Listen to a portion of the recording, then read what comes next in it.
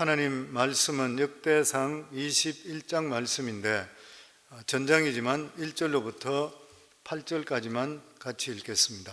사탄이 일어나 이스라엘을 대적하고 다윗을 충동하여 이스라엘을 계수하게 하니라. 다윗이 요압과 백성의 지도자들에게 이르되 너희는 가서 브알세바에서부터 단까지 이스라엘을 계수하고 돌아와 내게 보고하여 그 수요를 알게 하라 하니 요압이 아뢰되 여호와께서 그 백성을 지금보다 100배나 더 하시기를 원하시나이다. 내 주 왕이여 이 백성이 다 내 주의 종이 아니니까 내 주께서 어찌하여 이 일을 명령하시나이까 어찌하여 이스라엘이 범죄하게 하시나이까 하나 왕의 명령이 요압을 재촉한지라.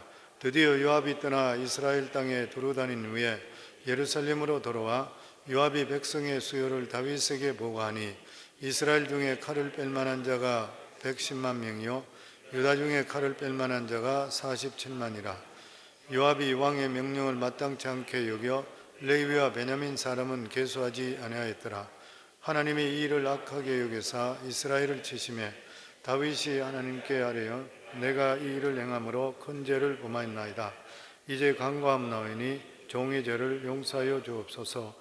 내가 심히 미련하게 행하였나이다 하니라. 아멘. 하나님께서 가장 미워하시는 것이 무엇이겠습니까? 성경의 말씀으로는 교만입니다. 이 루시퍼 천사장이 교만했기 때문에 사탄이 되었습니다. 잠언 6장에도 보면 하나님께서 미워하는 6, 7가지가 있는데 첫 번째가 교만의 눈이라고 그랬습니다. 두 번째가 거짓된 혀.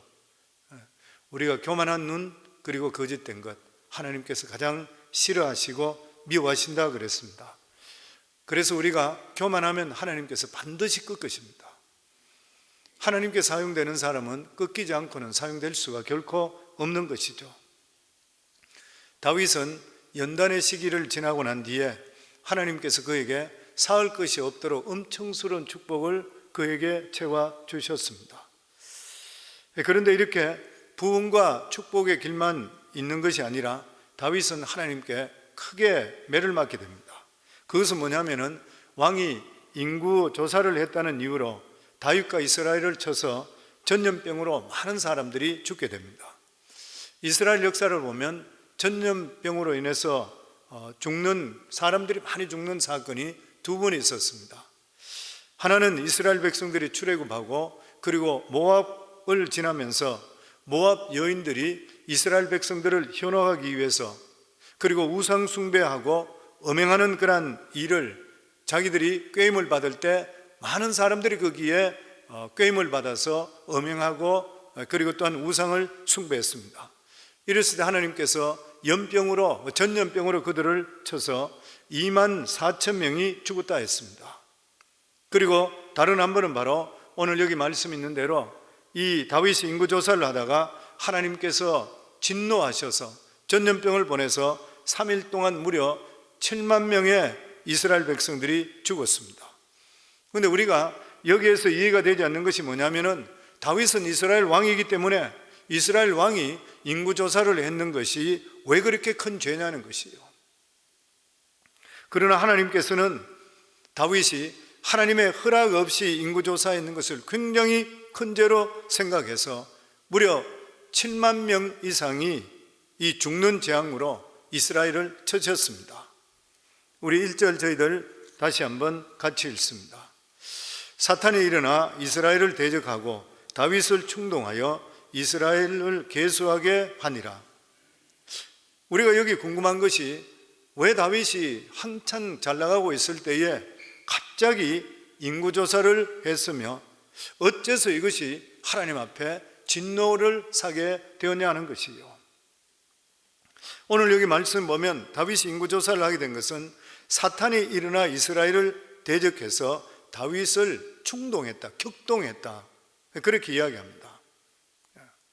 사탄은 하나님의 백성이 잘 되는 것을 절대 두고 보지 않습니다. 우리 믿음의 사람들도 보면은 무엇인지 형통하고 잘 될 때 정말 조심해야 돼요. 사탄은 하나님의 백성이 형통하고 모든 것이 잘 되는 것을 그냥 두지 않고 꼭 문제를 일으키는 것이에요.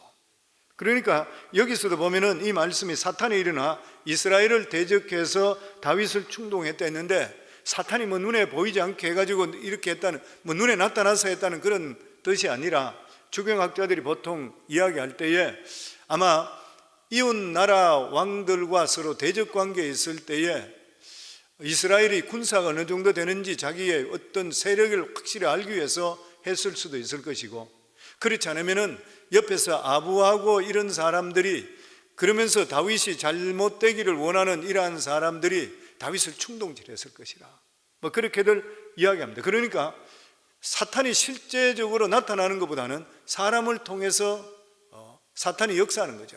우리 삶 속에 누구도 무슨 일을 하든지 간에 충동적으로 결정하게 되는 일들은 실패할 가능성이 굉장히 많습니다. 그리고 누구든지 이야기를 들을 때 내가 격동하게 되고 화가 나서 내가 어떤 일을 하게 될 때는 어려움을 당할 가능성이 많은 거예요. 나를 격동시키는 그러한 일들은 대부분이 사탄이 한다, 이렇게 생각하시면 되는 것이에요. 더더욱이나 우리는 죄 가운데 사는 그러한 사람이기 때문에 언제든지 죄를 짓고 싶은 그런 마음이 있습니다. 왜냐하면 죄성이 있기 때문에 그런 것이죠.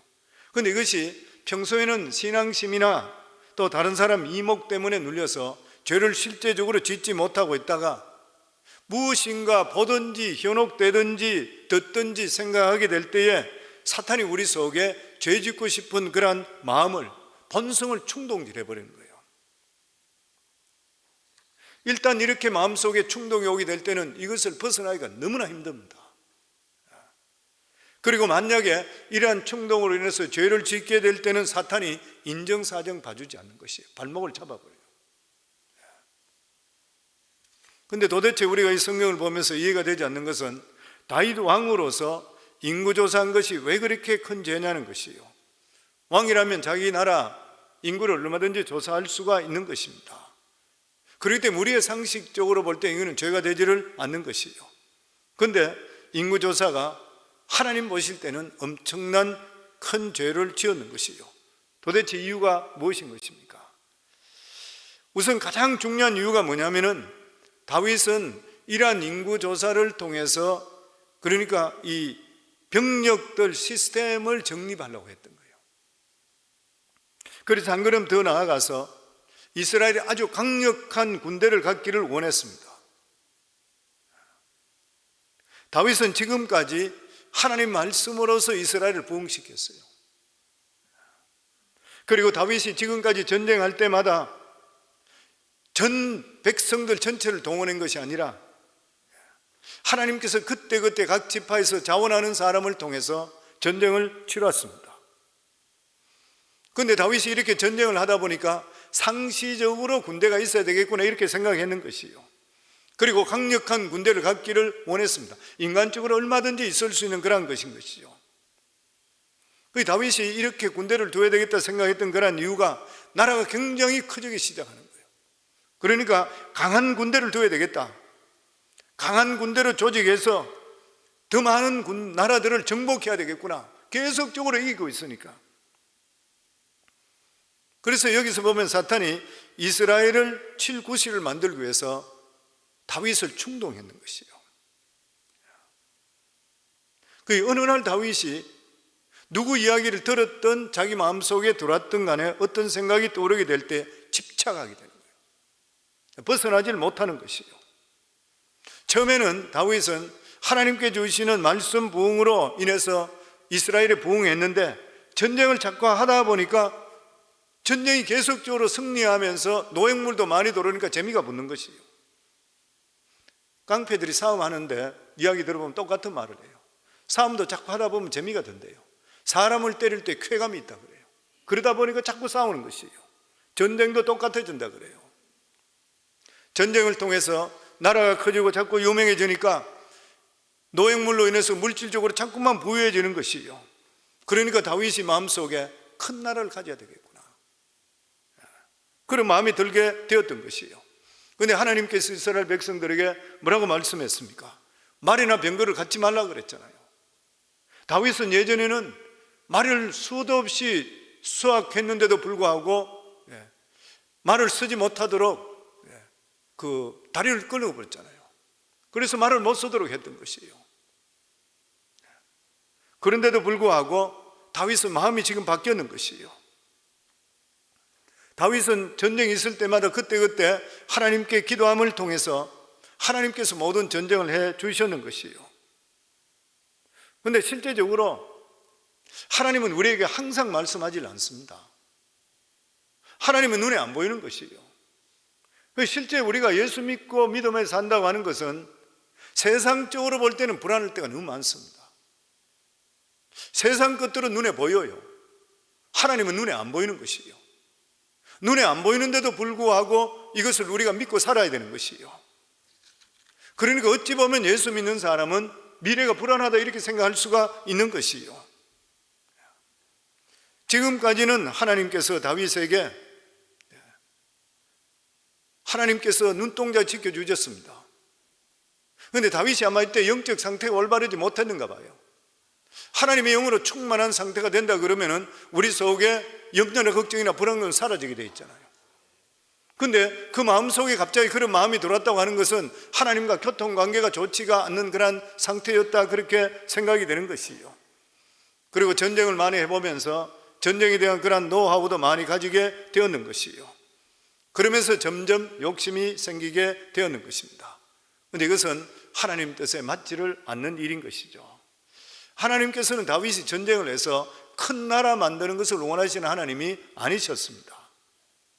하나님께서 원하시는 것은 다윗이 하나님 말씀으로 다시 돌아와서 이스라엘에게 말씀을 부흥을 일으키기를 원하시는 것이에요. 여기서 우리가 이런 말씀을 보면서 우리 자신들이 깨닫는 것이 뭐냐 하면은 하나님께서 특별한 경우에 물질의 축복을 많이 줄 수 있습니다. 그런데 하나님께서 그보다 더 중요하게 여기시는 게 뭐냐 하면은 우리가 믿음 안에 바로 서서 말씀 안에 바로 서서 하나님과 가까워지기를 더 원하시는 하나님이시요. 항상 우리 마음속에 명심하셔야 됩니다. 이게 우리 마음속에 정립이 되게 될 때 그 다음에 물질도 주시고 다른 것도 주심을 통해 우리가 그걸 관리할 수 있어요. 그런데 이러한 것들은 하나님 관계 속에 이게 바로 잘못되지 못할 때는 딴 것들이 우리에게 우상이 될 수가 있고 그때 망하게 되는 거예요. 하나님 더 잘 아시고 계십니다. 그 하나님께서는 다윗이 아주 거창한 나라가 전체를 다 지배하고 하나님 나라를 어마어마하게 이걸 원하는 거 하나님 아니세요. 하나님께서는 다윗이 순수하게 말씀 중심적으로 돌아오고 하나님과 교통하면서 이스라엘 백성들을 다스리고 하나님 나라를 이루기를 원하셨던 것이에요. 그래서 하나님께 원하셨던 것은 다윗이 옛날에 양을 칠 때 그 목자의 마음과 그리고 광야길에 10년 동안이나 도망치면서도 하나님만 의지했던 그 마음, 이런 것들을 하나님 다시 돌아오기를 원했던 것이에요. 그러면서 이런 심령으로 이스라엘을 부흥시키기를 원했었던 것이에요. 그런데 영역이 떨어지고 영적으로 하나님과 교통이 끊어지게 되니까 다윗은 하나님 말씀대로 실정을 느낍니다. 그러면서 더 인간적으로 바뀌어요. 하나님과 교통이 끊어지면 인간적으로 바뀌게 되었습니다. 그러면서 이스라엘을 좀 더 확실하게 다스려야겠다 이런 마음이 생기는 것이에요. 그러면 2절입니다. 같이 읽습니다. 다윗이 요압과 백성의 지도자들에게 이르되 너희는 가서 브엘세바부터 단까지 이스라엘을 계수하고 돌아와 내게 보고하여 그 수요를 알게 하라. 이 브엘세바는 제일 남쪽이죠. 단은 제일 북쪽입니다. 그러니까 이스라엘의 제일 남단부터 제일 북쪽까지 전체를 의미하는 것이에요. 아마 사울 왕이 이런 이야기를 했다 그러면 사울 왕의 신하들은 굉장히 좋아했을 것입니다. 왜냐하면 사울 왕은 굉장히 인간적인 사람이기 때문에. 그런데 다윗의 신하들은 틀렸습니다. 다윗의 신하 중에서 가장 야망이 많고 전쟁을 잘하는 군대 장관 요압, 이 요압이 먼저 반대합니다. 3절 말씀 같이 읽습니다. 요압이 아뢰되 여호와께서 그 백성을 지금보다 100배나 더하시기를 원하나이다. 내 주 왕이여 이 백성이 다 주의 종이 아니니까 내 주께서 어찌하여 이 일을 명령하시나이까 어찌하여 이스라엘이 범죄하게 하시나이까 하나. 다윗의 신하 중에서 야망이 가장 많고 전쟁을 가장 잘하는 이 요압 장군이 군대의 사람 숫자보다도 하나님을 의지해야 되는데 그렇게 말씀하는 거예요. 요압은 다윗 왕이 군대 조사하는 것이 하나님을 의지하지 않는 것 같이 보였던 것이에요. 그러니까 가장 측근에 있는 사람이 볼 때에 지금 다윗의 영적 상태가 하나님을 의지하지 않은 것이 보이는 거예요. 그러니까 지금 깨우치는 것이에요. 보면 우리가 여기서 알아야 될 것이 뭐냐면은 이스라엘, 그러니까 하나님의 백성은 무서운 것이 뭐냐면은 반드시 죄를 지어야지 지어야만 그 죄라고 생각하지 말아야 되는 것이에요. 하나님의 백성은 하나님을 의지하지 않고 사람을 더 의지하든지 돈을 더 의지하든지 숫자를 더 의지하든지 군사력을 더 의지하는 그 자체가 이미 죄라는 것이에요. 이것을 보면서 하나님의 나라 통치, 그리고 이스라엘의 통치 철학은 세상 철학과는 완전히 다른 것이에요. 보면 세상은 꼭 죄를 짓고 그리고 못된 짓을 해야만이 죄가 성립되지만 하나님의 백성은 양심을 속이는 행동, 하나님을 의지하지 않는 그 자체까지가 죄가 되는 것이에요. 그래서 미워하는 자가 살인하는 것이고 내 마음속에 음란한 생각을 가진 것 자체가 음행하는 것이라고 그랬어요. 내가 양심에 바르지 못하는 일 자체가 이미 죄인 것이요. 그래서 요압은 왕에게 반대를 하면서 왕이여, 지금까지 당신은 가만히 있었지 않습니까? 그런데도 이 백성이 모두 하나님께서 백성 만들어 주지 않습니까? 여기 보면 요압이 아래되 다시 읽으면 여호와께서 그 백성을 지금보다 100배나 더하시기를 원하나이다. 가만히 계시고 하나님만 의지하더라도 지금 있는 백성의 100배를 더해 주실 하나님이잖아요. 내 주 왕이여, 이 백성이 다 내 주의 종이 아니니까 내 주께서 어찌하여 이 일을 명령하시나이까? 어찌하여 이스라엘이 범죄하게 하시나이까 하나.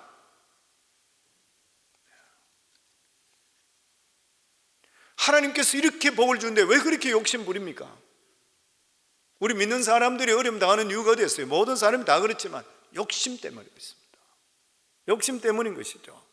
우리 삶 속에 욕심만 내려놓는다 하더라도 병도 잘 안 올 것 같아요. 스트레스 같은 거 확 줄어드는 거잖아요. 자족하는 마음만 있다 그러면, 다윗은 지금까지 엄청 복을 받았는 거예요.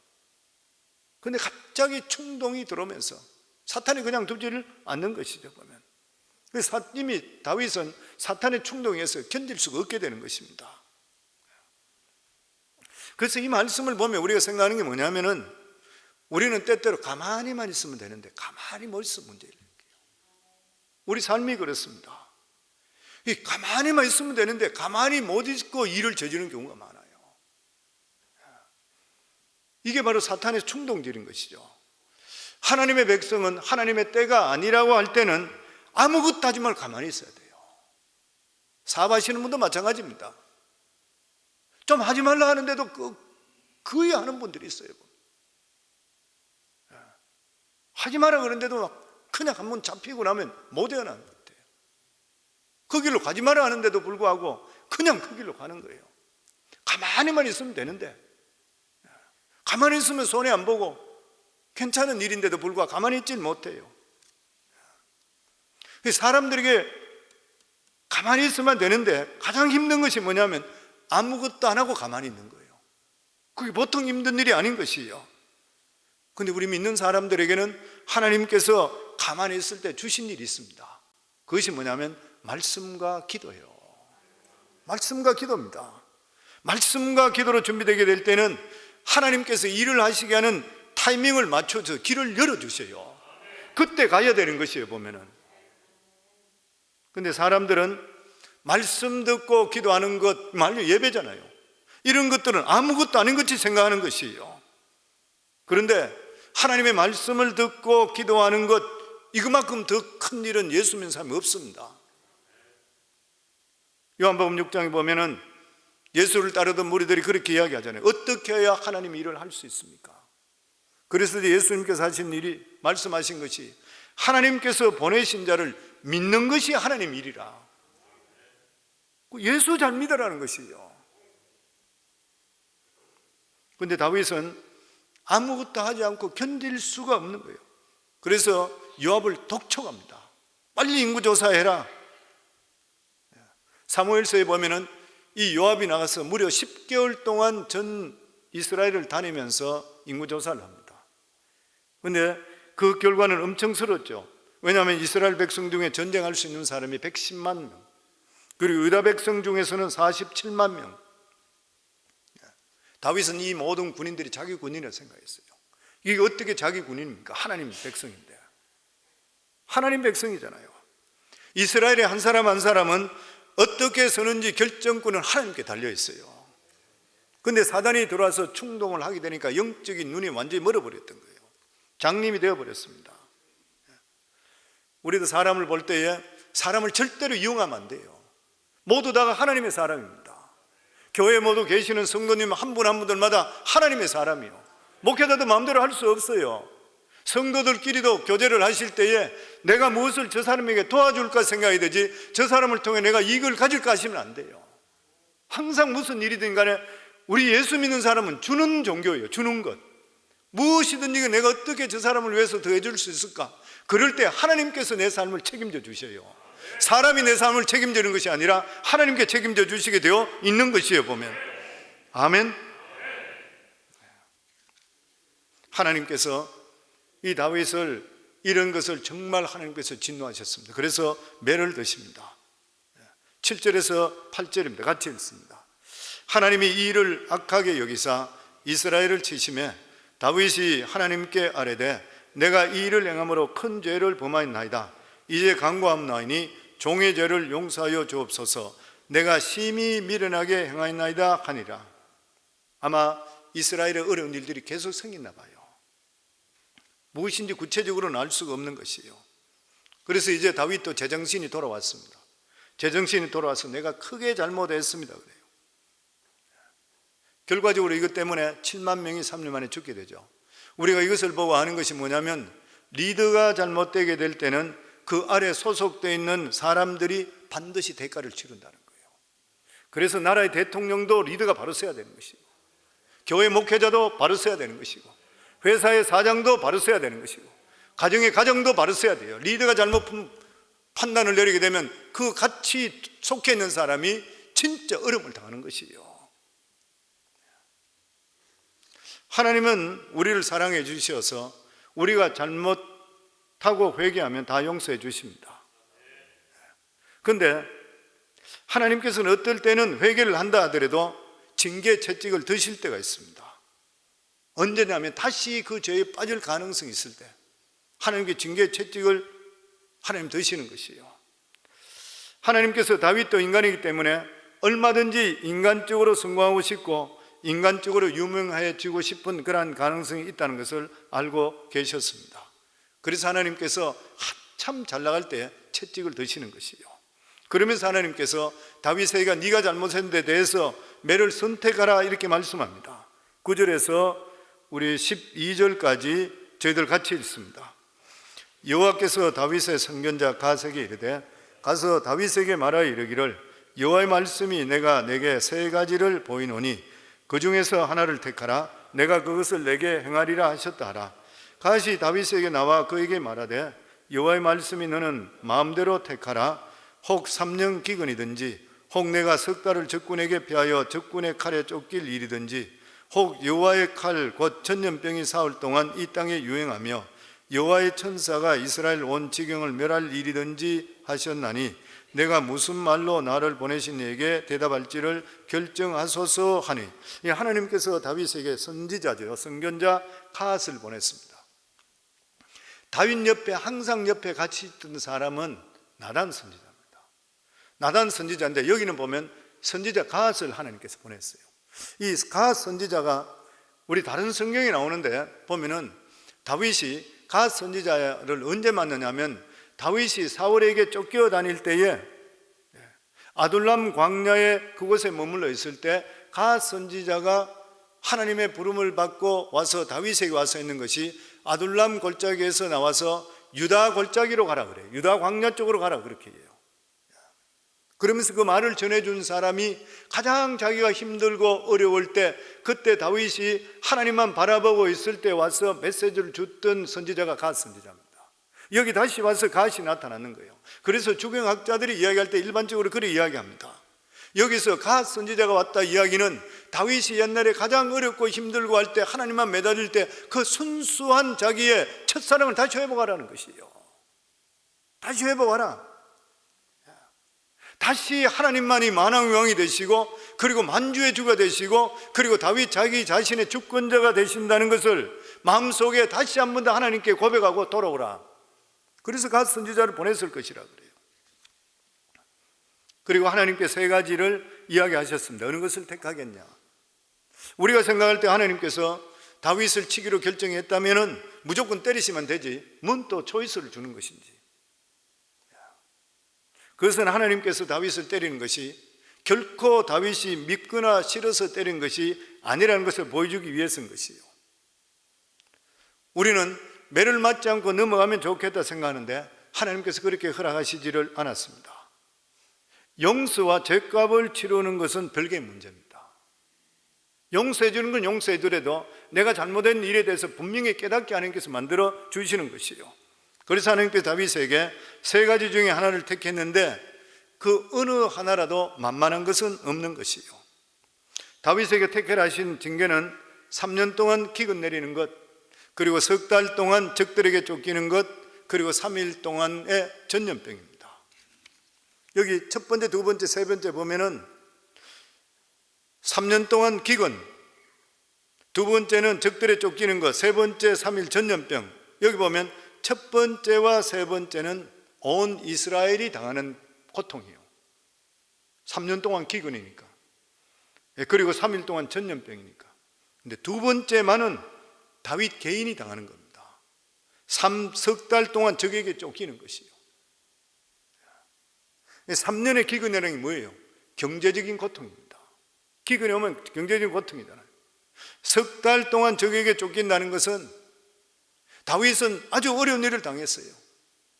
사울 왕으로부터도 쫓김을 받았었고 자기 아들 압살롬을 통해서도 쫓김을 받아 진저리가 치는 일이에요. 자기한테는 사람들에게 무시당해서 미친 척 침을 흘리는 이러한 일까지 해봤던 사람이에요. 세 번째는 전염병입니다. 병이라는 그 자체가 고통스러워요. 병은 치료 못되면 죽어요. 이 세상에 다시 기회가 없는 것입니다. 다윗에게 선택하라 하신 이 세 가지는 하나님께서 성도들에게 연단을 시키는 자주 쓰는 그러한 방법입니다. 그 중에 가장 많이 쓰는 것이 무엇이에요? 경제적인 어려움입니다. 직장이 없어지고 돈이 다 떨어져 버리고 그러면 사람이 낮아지는 것이에요. 일단 사람이 가난해지게 되고 돈이 없게 될 때는 큰 소리 칠 수 없고 아무것도 할 수가 없는 것이요. 이때 할 수 있는 일은 그냥 하나님 말씀 듣는 것밖에 없는 것이요. 다윗이 만약에 이 방법을 택했다면 이스라엘이 부흥할 수가 있었을 것이요. 왜냐하면 이스라엘 백성들이 3년 기근을 받는다 하더라도 하나님께만 의지했다면 오히려 믿음이 더 순수해지고 믿음이 회복될 수 있기 때문인 것이요. 사람은 어려울 때 하나님 말씀을 붙들게 되어 있는 것입니다. 그리고 사람들에게 어려움을 당하고 괴로움을 당하게 될 때는 또 겸손하게 되는 것이요. 만약 다윗이 이것이 자기가 전체가 내 책임입니다 이렇게 생각해서 다윗이 자기가 쫓겨다니고 고생을 하게 됐더라면, 그랬더라면 아마 더 위대한 사람이 됐을 것이라 이렇게 생각돼요. 하나님께 쓰시는 가장 무서운 방법이 뭡니까? 병으로 치는 것입니다. 하나님이 우리를 병으로 치시면 일단 병 자체가 고통스러워요. 그리고 낫지 않으면 죽게 되는 것이에요. 그래서 우리는 만일 하나님께서 우리에게 무엇을 택할 것이냐 이렇게 물어보면 병은 절대 안 됩니다 하는 게 좋아요. 우리는 항상 기도해야 될 것이 뭐냐면 하나님, 저희들이 병 없이 건강하게 있다가 한순간에 주님 앞에 서게 해주소서. 이거 믿는 사람에 참 필요한 기도 제목입니다. 물론 그게 우리 마음대로 할 수가 있는 일은 아닌 것이죠. 병 가운데서도 하나님의 선한 뜻이 나타나긴 하지만 그 자체가 너무나 힘든 일인 것이요. 경제적으로 어렵거나 사람들에게 괴로움 당하는 것보다는 이 병이 너무나 힘든 것이에요. 그런데 경제적이나 사람에게 어려움 주는 이러한 것들은 하나님은 영원하게 죄를 따지시지 않기 때문에 반드시 끝이 있는 것이에요. 그런데 다윗은 겁도 없이 연병을 택해버렸습니다. 전염병을. 우리에게 가장 좋은 방법은 하나님 말씀으로 책망받고 미리 고치는 일이에요. 그것이 가장 좋습니다. 13절에 보면 다윗이 가데게 이르되 내가 공경에 빠졌도다. 여호와께서 긍휼이 심히 크시니 내가 그의 손에 빠지고 사람의 손에 빠지지 아니하기를 원하나이다 한지리. 다윗은 하나님께서 자비로우시고 은혜가 많기 때문에 치시더라도 봐줄 거라 이렇게 생각했습니다. 그런데 하나님께 때리면 너무나도 아팠습니다. 14절 말씀입니다. 같이 읽습니다. 이에 여호와께서 이스라엘 백성에게 전염병을 내리시매 이스라엘 백성 중에서 죽는 자가 7만 명이었더라. 3일 만에 7만 명이 병으로 죽었습니다. 하나님께서는 좀처럼 치시질 않지만 한 번 매를 드시게 될 때는 너무나 아픈 것이요, 그리고 무서운 것이요. 그래서 우리는 하나님을 두려워해야 됩니다. 늘 두렵고 떨리는 마음이 돼야 되는 것이요. 하나님께서 전염병으로 이스라엘 백성들이 7만 명이 죽게 되었을 때에 후회하셨다 그랬습니다. 15절 말씀에 보면 하나님이 예루살렘을 멸하러 천사를 보내셨더니 천사가 멸하러 할 때에 여호와께서 보시고 이 재앙 내리심을 뉘우치사 멸하는 천사에게 이르시되 족하다, 이제는 내 손을 거두라 하시니, 이것은 하나님께서 이스라엘 백성들을 치는 것이 좋아서 친 것이 아니라는 것을 보여주시는 것이요, 하나님께서 이스라엘 백성들이 믿음으로 바로 서기를 원했던 것입니다. 그런데 3일이 지난데도 불구하고, 약속한 3일이 지난데도 불구하고 전염병이 잦아들지를 않았습니다. 아마 이스라엘 죄가 훨씬 더 크다고 그렇게 생각하신지를 모르는 것이요, 실제적으로 이 죄값을 볼 때는 더 많은 사람이 죽어야 될지도 모르는 것이요. 그런데 오늘 성경에 보면은 죽음의 천사가 나타납니다. 천사에게 명해서 사람들에게 전염병을 주라고서 멸하라 그랬어요. 이것을 보면은 이 세상에 일어나는 재앙 중에서 하나님의 허락 없이 일어나는 재앙은 결코 없다고 하는 것이요, 수십만 명이 죽는 그러한 지진, 아니면 수십만 명, 수백만 명이 죽는 코비드-19, 전염병, 이러한 모든 것들도 사람의 눈에는 보이지 않지만 죽음의 천사가 거기 있다고 하는 것이요. 하나님께서는 갓 선지자를 통해서 하나님이 정한 곳에서 하나님께 단을 쌓으라 그랬습니다. 번제를 드리라 그렇게 말씀했습니다. 우리가 생각할 때는 무슨 전염병이 퍼지고 할 때는 무슨 예방 조치를 해야 되는데 하나님께 제사를 드리라 그랬던 거예요. 우리가 생각할 상식적으로 안 맞는 말인 것이요. 무슨 말인 것입니까? 하나님의 백성들에게는 반드시 기억이 될 것이 바른 예배, 하나님께 올바른 예배 드리게 되면 하나님의 심판이 축복으로 바뀐다는 것이요. 우리 교회에서 계속 부르짖는 게 예배 승리잖아요. 그래서 우리가 예배 바로 드리시게 될 때는 우리에게 다가오는 재앙이 피해가게 되어 있습니다. 성경이 우리에게 주시는 말씀이요. 왜냐하면 하나님은 소멸하는 불이시라 그랬어요. 인간의 죄에 대해서 불같이 진노하십니다. 그래서 하나님이 지진이나 전염병이나 또 전쟁으로 이런 것을 터지게 하는 것이요. 그런데 하나님의 백성이 올바르게 하나님께 바른 방법으로 제사를 드리게 될 때 하나님께 진노를 거두시고 대신 복을 주시는 것이요. 그래서 항상 말씀드린 대로 교회가 바로 서야 돼요. 교회가 바로 서면 세상은 복을 받게 되어 있습니다. 교회가 영적으로 탁해지고 바로 서지 못하게 될 때는 세상은 반드시 어려움이 오게 되어 있어요. 그래서 교회에서 항상 하듯이 내 자신 한 사람이 바로 서야 돼요. 우리 자신들 한 사람 한 사람이 바로 서게 되고 우리 교회 성도들이 바로 서게 되고 이럴 때는 주위가 사람들이 우리 때문에 복을 받게 되어 있는 것이에요. 보면 성경이 계속적으로 말씀해요. 그래서 우리가 주위에 어려움이 생겼을 때 가장 먼저 체크할 게 뭐라 그랬어요? 자기 예배를 체크하라 그랬잖아요. 나의 삶 속에 어려움이 있고 그 뭐 이상한 일이 자꾸 생기고 뭐 일이 트위스트 되고 꼬이고 문제가 있을 때 자기 자신의 예배를 돌아보셔야 됩니다. 내 자신이 예배를 바로 드리고 있는 것인가? 하나님 앞에 정직한 예배 드리고 있는 거 자기 돌아봐야 돼요. 가장 중요한 것이 믿는 사람의 예배인 것이요.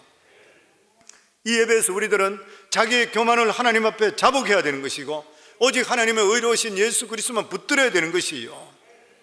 우리는 예수 그리스도의 보혈의 공로를 통해서 우리가 죄사함을 받았는 것이요.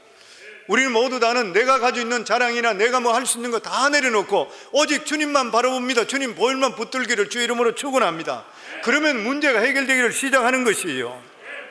그러면서 하나님께서는 갓 선지자를 통해서 다윗에게 지정한 예배드리는 장소가 여부수 사람의 타작마당이었다고 그랬습니다. 이 타작마당은 오래전에 아브라함이 아들 이삭을 드렸던 그 장소입니다. 근데 다윗은 이 땅을 금 600세겔이라는 어마어마한 돈을 주고 나서 그 땅을 샀는 것이요. 무슨 일이든지 희생이 따라야 돼요. 아무 손해도 보지 않고 죄를 씻을 수는 없는 것이요.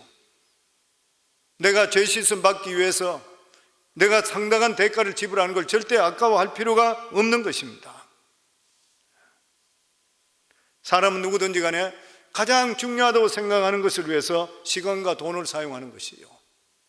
우리 교회도 선교가 가장 중요하다고 생각하기 때문에 선교에 가장 많은 돈이 나가요. 그 다음에 교육이라 생각하기 때문에 교육이 돈이 나가요. 우리들 먹고 마시는 건 안 해도 된다 생각하기 때문에 우리들한테는 돈이 안 나가는 것이요. 마찬가지잖아요. 누구든지 간에 가장 중요하다 생각하는데 투자하게 되어 있는 것이요. 다윗은 거기에서 하나님께 단을 쌓고 번제를 드린 후 기도했을 때 하늘로부터 불이 내려옵니다. 그러면서 하나님께 이 제사를 받으셨다 그랬어요. 그리고 그 기도를 들으셨다 그랬습니다. 우리가 여기서 보면 기도 응답이 얼마나 중요한지 몰라요. 불이 떨어지면서 이스라엘 백성들의 죄가 용서되고 의로운 자극을 받는 그 순간에 전염병이 그쳐버렸습니다. 이때부터 다윗은 계속해서 이 타작마당에서 하나님께 번제를 드리기를 시작했습니다. 우리가 여기서 다윗이 깨달은 것은 뭐냐면 아무리 하나님 말씀이 있다 하더라도 우리의 죄를 씻기 위해서 번제 제단이 필요하다고 하는 것이에요. 번제단이 없게 되니까 전염병으로 7만 명이나 죽었다고 하는 것입니다. 그래서 우리들은 항상 회개와 말씀이 함께 가야 돼요. 오늘날 교회는 축복만 너무나 강조하고 있잖아요. 교회 대회가 죄에 대한 설교는 끄려예요. 실제로 죄에 대한 설교하고 나면 성도님들 얼굴이 다 어두워져요. 그것은 번제단이 없는 신앙이에요. 죄에 대해서 회개하지 않는 것은 번제단이 없는 그러한 신앙입니다.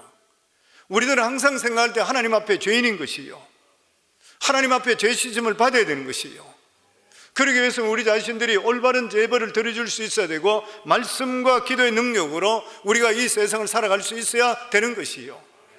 사랑하는 우리 성도님 모두 다가 정말 예배 승리, 인생 승리하기를 주의 이름으로 축원합니다.